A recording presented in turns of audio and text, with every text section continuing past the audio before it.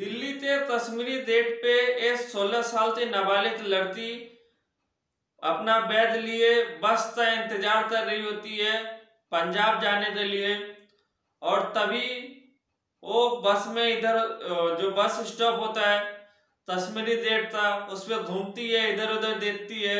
उसको पंजाब का बस समझ में नहीं आ रहा होता है, अपना जो घर होता है जाने का वो बस उनको समझ में नहीं आ रहा होता है। तभी दूसरे तीसरे आदमी से पूछने लगता है, पूछते हुए जब कोई बताता है इस तरफ जाओ, कोई बताता है इस तरफ जाओ, कोई कहता है इस नंबर से बस में जाओ देखो।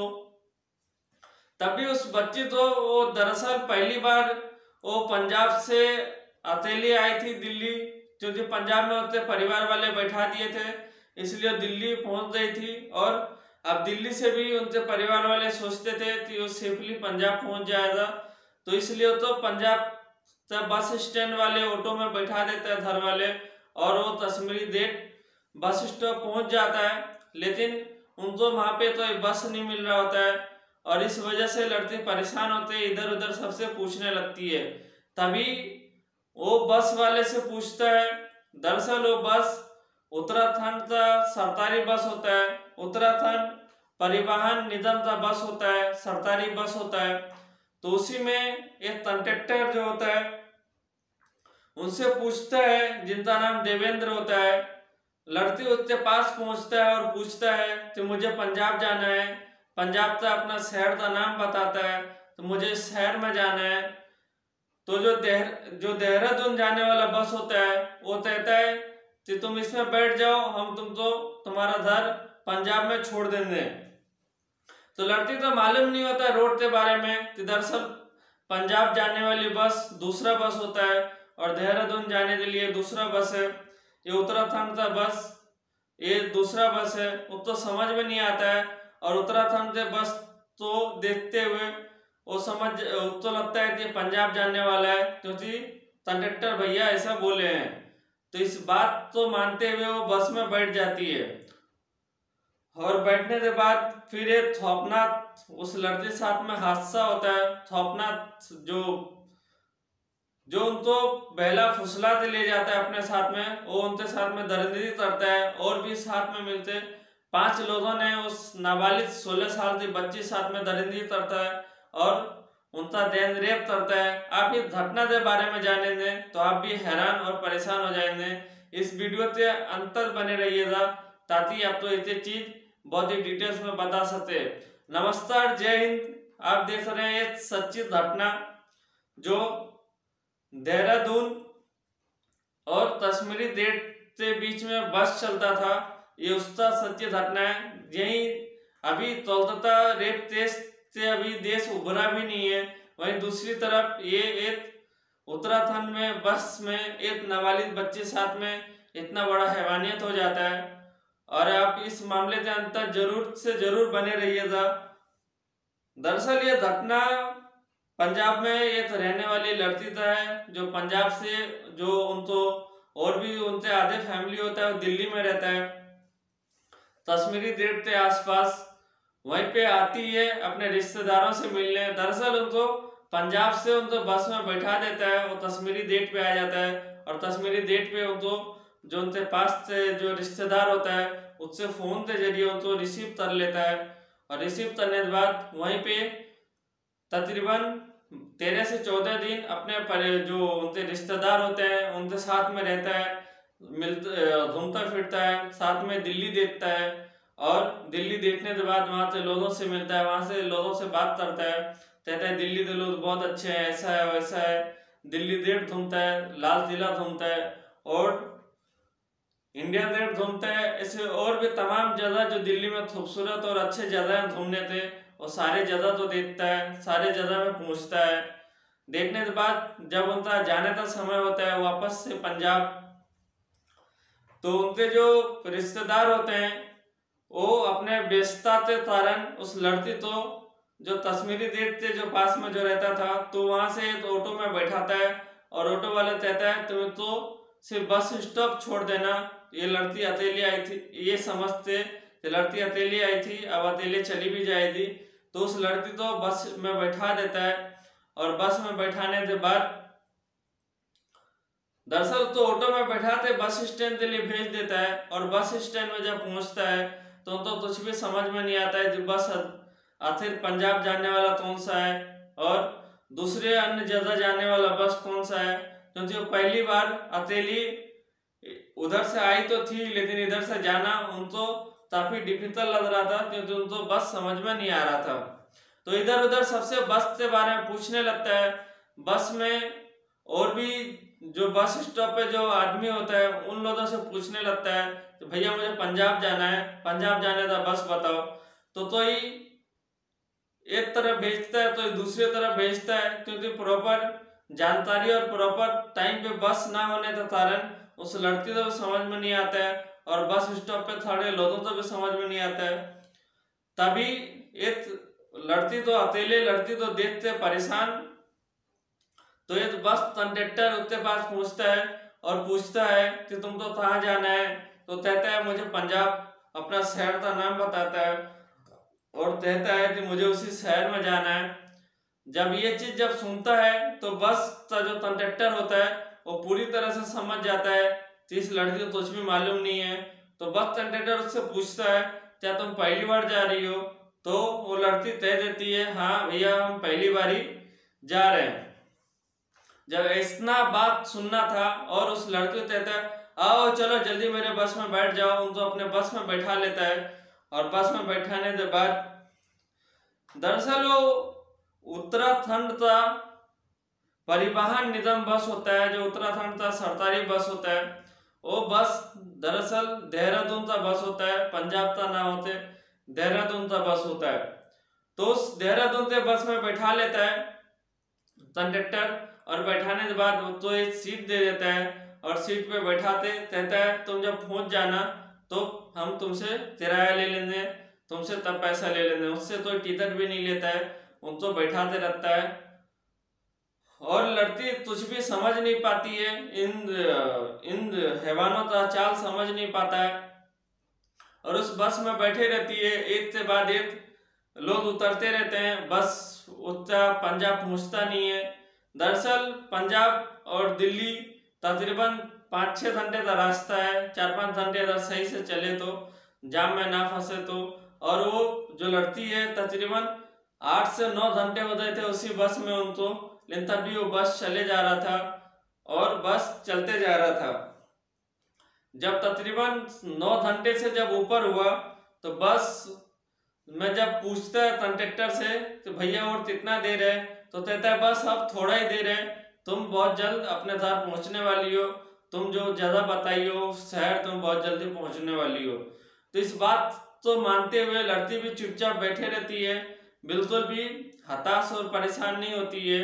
वो इन लोगों पे भरोसा करता है कि बस में भैया है, भैया हमें छोड़ देंगे।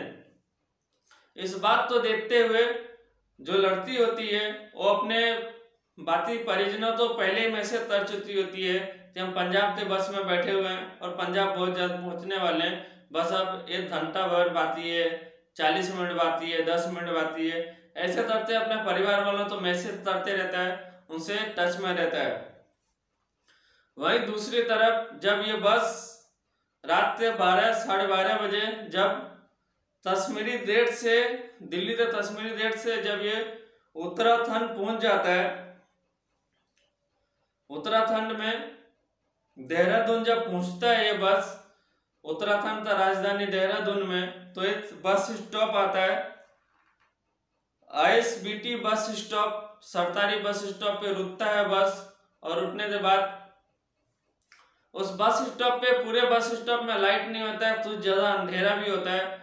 और उस बस स्टॉप पे उतरता है और कहता है, तब लड़की तो थोड़ा मन में डाउट होता है, लेकिन वो अकेली लड़की तरती तो तरती क्या, उस लड़की तो डाउट तो होता है, लेकिन वो तब भी उस बस में बैठी रहती है और पूछती है कि भैया सब तो उतर गए, हम अभी तक पहुंचे क्यों नहीं, बस लग रहा है बस स्टॉप में उतर गया है। तो कहता है बस हम लोग यहाँ से थोड़े देर में यहाँ से फिर निकलने वाले हैं और तुमको तुम्हारे जगह पे पहुंचा देंगे। तभी जो कंडक्टर होता है देवेंद्र उस लड़की के पास पहुंचता है और उनके कंधे पे हाथ रखता है और उनके साथ में छेड़खानी करने लगता है। उनके साथ में बदतमीजी करने लगता है। जब लड़की इस बात का विरोध करती है तो उसको देवेंद्र धमकी देता है कि तुम तो अपना घर जाना है या नहीं जाना है, तुम तो अपना परिवार के पास जाना है या नहीं जाना है। तो लड़की इस बात से डर जाती है, सहम जाती है। उस जो बस कंडक्टर होता है उनका विरोध तो करता है, लेकिन बस कंडक्टर नहीं मानता है और उनके साथ में फिजिकल हो जाता है, उनका रेप करता है, उसका दरिंदगी के साथ में उनका रेप करता है। तभी जो बस का जो ड्राइवर होता है धर्मेंद्र सिंह, वो भी उसी मौके पे मौजूद होता है और उस लड़की का रेप करता है, उस लड़की का बलात्कार करता है। जब ये सब घटना हो ही रहा होता है, वहीं दूसरी तरफ जब ड्राइवर उनके साथ में रेप कर रहा होता है, उस लड़की का बलात्कार कर रहा होता है, और लड़की जब भी विरोध करती तो उनको सिर्फ एक ही बात कहा जाता कि तुम तो घर जाना है या नहीं जाना है। जब ये बात सुनती थी लड़की तो सहम जाती थी, डर जाती थी। आखिरकार अकेली लड़की तरती किया, उस ड्राइवर का बहुत विरोध किया। फिर ड्राइवर उनको मारने का धमकी देता है, जान से मारने का धमकी देता है और उसके साथ में हैवानियत करते रहता है, शर्मनाक हरकतें उनके साथ में करते रहता है। तभी जो उनका जो कंडक्टर होता है वो अपना जो पूरा दिन का जो कलेक्शन होता है पैसे का, वो पैसे का अपना कुछ हिस्सा जो सरकारी बस चलाने वाला होता है, वो बस स्टॉप में एक कैशियर होता है उनको देने के लिए पहुंचता है। और जब देने पहुंचता है तो वहां पे पूछता है कि आज तुम तो इतना देरी कैसे हुआ, तुम तो हर बार जल्दी बस ला जाते, भाग जाते थे, तुम तो हर बार जल्दी जाना होता था, आज तुम तो तकरीबन रात के 1 कैसे बज गए। जब ये बात जब कंडक्टर से देवेंद्र से पूछा जाता है तो देवेंद्र कहता है साहब अगर चाहो तो हम आपको भी इस बारे में बता सकते हैं, इस बारे में आपको भी बताया जा सकता है कि आखिरकार हम इतना देरी क्यों हुए। तभी जो उनके जो चेहरे पे जो एक अलग अजीब सा जो एहसास था वो देखता है और जो बस स्टॉप का जो कैशियर होता है राजेश सोनकर, वो समझ जाता है जरूर कुछ बात है, इसलिए ये लोग इतना देरी हुआ और कुछ तो है। तो तभी जो कंडक्टर होता है देवेंद्र, वो कहता है चलो साहब अगर आप चाहो तो आप भी वो प्रसाद चढ़ाया जाए, आप तो भी दर्शन कराया जाए। तो राजेश सोनकर तो अपने साथ में देवेंद्र ले जाता है और उसी बस में ले जाता है जहाँ पे वो लड़की साथ में पहले से ड्राइवर हैवानियत कर चुका होता है, हैवानियत कर ही रहा होता है अभी। वहीं दूसरी तरफ देवेंद्र जो कंडक्टर होता है पहले ही हैवानियत कर चुका होता है।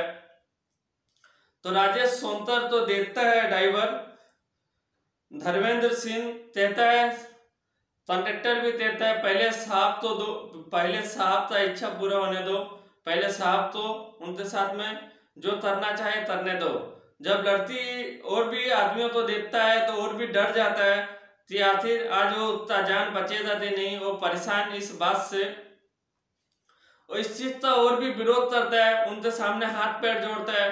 लड़की रोती चिल्लाती है लेकिन उनको चिल्लाने नहीं दिया जाता है, उनको हर बार सिर्फ एक ही बात से डराया जाता है तो तुम तो अपने परिवार के पास जाना है या नहीं, और उसको फिर मारने पीटने का धमकी देता है। उनको 3-4 चाटे भी लगाए जाते हैं, उनके साथ में मारपीट भी करता है।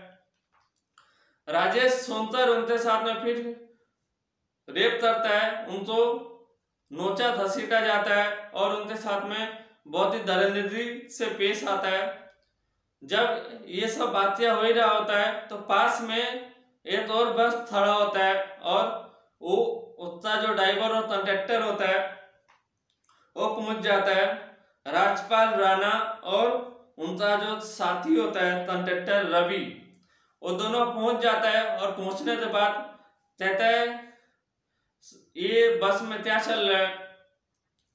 तो बस में और जो पहले से जो राजेश सोनकर होता है और धर्मेंद्र सिंह और देवेंद्र होता है, पहले से 3 लोग मौजूद होते हैं और 2 लोग और आ जाता है और कहता है कि बस में क्या चल रहा है। जब ये बात देखता है तो उन लोगों को मन में डर हो जाता है। राजेश तो धर्मेंद्र तो और देवेंद्र तो तहीं न तहीं ये जाते थे तो बता ना दे और तहीं तो ये बड़ा समस्या खड़ा ना हो जाए। तो इस बात तो डर में लेते हुए कहता है ठीक है राजेश सरदा हो जाए तो फिर तुम दोनों का भी नंबर आएगा, तुम दोनों का भी जो मन हो करना, लेकिन बिल्कुल भी अभी आवाज मत करो, चुपचाप एक सीट पे जाके बैठ जाओ और अपना समय का इंतजार करो। फिर जब राजेश सोनकर का मन भर जाता है और जब पूरी तरह से हैवानियत तर चुका होता है तो फिर जो दो लोग आते हैं राजपाल और रवि, वो भी उनके साथ में रेप करता है और उनका शारीरिक शोषण करता है। लड़की इतना भी विरोध करती है लेकिन अकेली लड़की आखिर करती क्या, इस चारों तरफ से उनको दरिंदे घेर लेते हैं और उनका बारी बारी से रेप करते रहता है और तब तक रेप करता है जब तक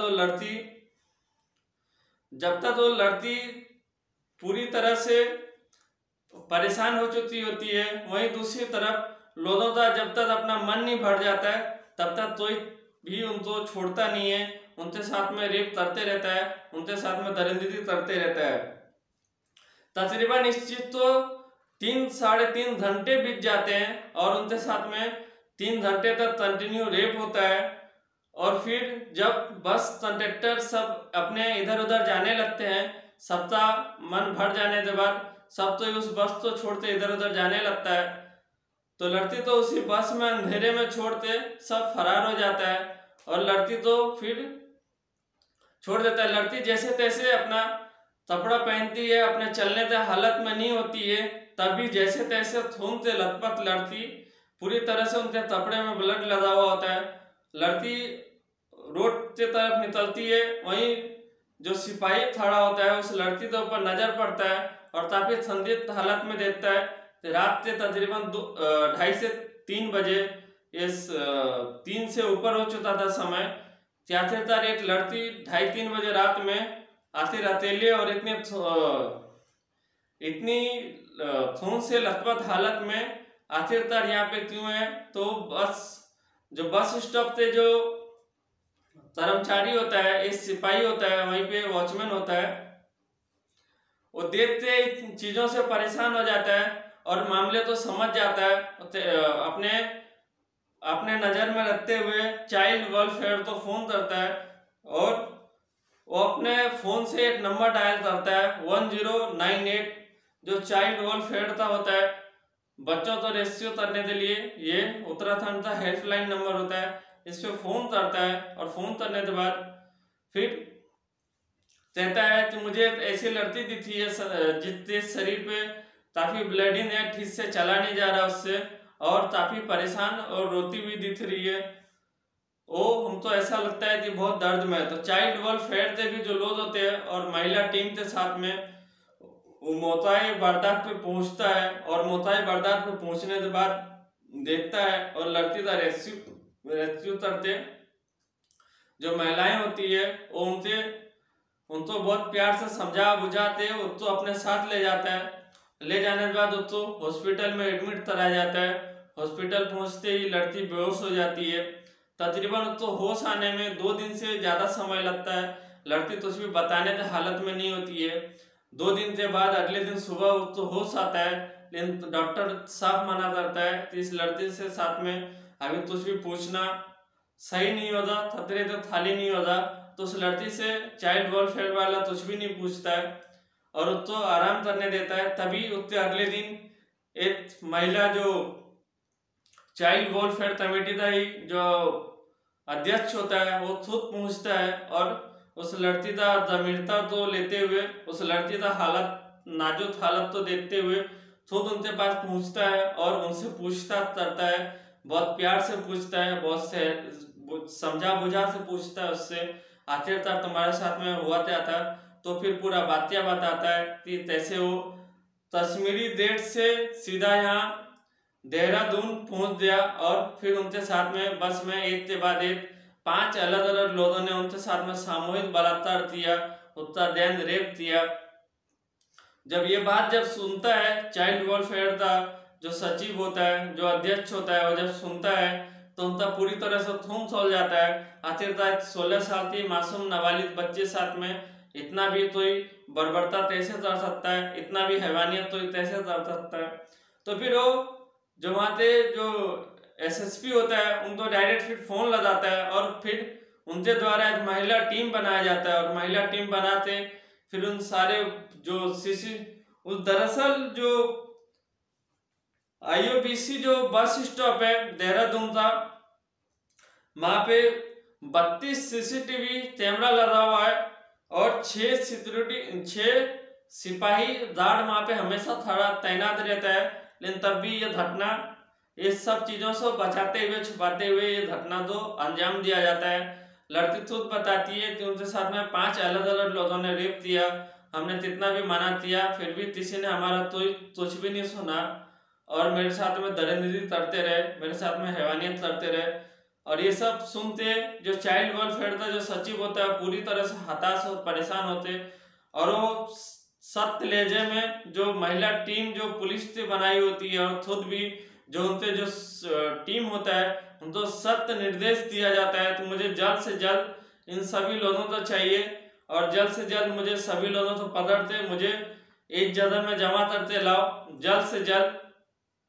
पुलिस अपने तत्परता को दिखाते हुए 13 से 14 घंटा के अंदर में सबके बारे में पता लगा लेता है। सबसे पहले उस बस के बारे में पता लगाया जाता है जिस बस में उनके साथ में हैवानियत हुआ था। कश्मीरी गेट का भी दिल्ली फोन आता है और दिल्ली में कश्मीरी गेट के जो इलाके में जो पुलिस स्टॉप होता है, पुलिस स्टेशन होता है, उनसे इस मामले में जांच मांगा जाता है। कहता है इस लड़की का फोटो भेजता है और कहता है CCTV फुटेज में मुझे देख के बताओ आखिरकार ये 30 नंबर के बस में ये चढ़ी थी लड़की और उस बस के बारे में मुझे डिटेल दो। तभी उस बस का डिटेल्स देता है। वहीं दूसरी तरफ जो आरोपी होता है वो बेखौफ पूरे इलाके में घूम रहा होता है, वो बिल्कुल भी इन सब चीजों से अनजान। वो सोचता है जो भी हुआ हो अब उनको कुछ नहीं पता, वो इस बारे में बिल्कुल बेखौफ घूमता है। लेकिन लड़की अब जो भी कहे। वहीं दूसरी तरफ जो पटेल नगर जो थाना होता है देहरादून में, उनके द्वारा जब और भी प्रेशर बनाया जाता है, दिल्ली का जो कश्मीरी बस स्टॉप है, कश्मीरी बस स्टॉप है, वहां से CCTV फुटेज तो खंगाला जाता है तो लड़की मिल जाती है। लड़की दरअसल दिखती है बैग लिए अपने साथ में और इधर उधर बस स्टॉप में परेशान घूम रही होती है अपने बस के लिए। तभी एक कंडक्टर आता है और उनको फिर अपने बस में बैठाते उनको अपने साथ ले जाता है। ये पूरा CCTV फुटेज जब पटेल नगर थाना तो जब भेजा जाता है यहाँ देहरादून में, तो फिर उस बस तो तलाश में लग जाता है, उस बस के नंबर के द्वारा तलाश में लग जाता है। आखिरकार वो बस किस जगह में लगता है। फिर यहाँ पे जो 32 CCTV फुटेज है, सारे CCTV फुटेज तो खंगाला जाता है जो बस कितने बजे आया, फिर उस बस में कौन कौन रहे, उस सारे जो बस में जो ऊपर नीचे आने वाले जो लोग होते हैं 12 बजे के बाद से, वो सभी लोगों को आइडेंटिफाई कर लिया जाता है। उसमें जो बस स्टॉप का जो सबसे जिम्मेवारी पूर्ण आदमी होता है राजेश सोनकर, उनको भी उठा लिया जाता है और बाकी 2 ड्राइवर और 2 खलासी तकरीबन ये टोटल 5 लोगों को गिरफ्तार करते और थाने में लाते। बहुत अच्छे से उनका धुलाई किया जाता है, तो बहुत अच्छे से खातिरदारी किया जाता है। और फिर ये मामला पोस्को एक्ट और रेप के कई और धाराओं में और उस लड़की को बहला फुसला के अपने साथ में लाने के जुर्म में, और लड़की नाबालिग होती है उनकी अलग से धारा लगाया जाता है। और उन सभी लोगों को अभी फिलहाल उनके ऊपर केस चल रहा है और केस के बाद फिर उनको जरूर से जरूर जेल होगा। लेकिन हम तो ये कहना चाहेंगे इस चैनल के माध्यम से जो भी ऐसे हैवानियत को अंजाम दे उनको डायरेक्ट सीधा फांसी सजा होना चाहिए। और ऐसा जरूर नियम होना चाहिए कि ऐसे जो हैवानियत करने वाले हो उनको जरूर से जरूर फांसी सजा हो। और इनका केस जब भी कोर्ट में या कहीं भी पहुंचे तो इनका केस जो हो सबसे पहले सुना जाए और इनको काफी जल्दी से जल्द इनको जो न्याय है वो न्याय दिलाया जाए और न्याय संगत न्याय दिलाया जाए।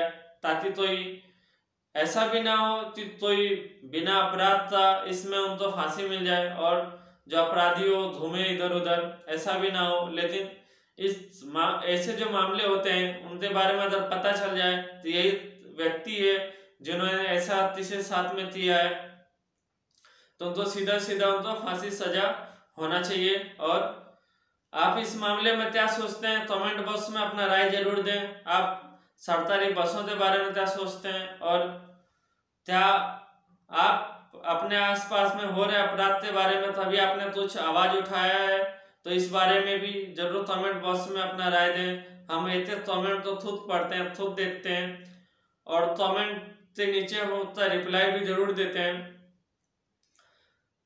आपको ये सच्ची घटना कैसा लगा आप जरूर कमेंट बॉक्स में बताइएगा। और हमको दीजिए इजाजत, बड़ों का बात माने, छोटों को प्यार दें, और अपना व्यक्ति इस प्रकार से विकसित करें कि महिलाएं आपके साथ सुरक्षित और सम्मानित महसूस करें, और महिलाओं के साथ पुरुष भी सुरक्षित और सम्मानित महसूस करें। जय हिंद, जय भारत।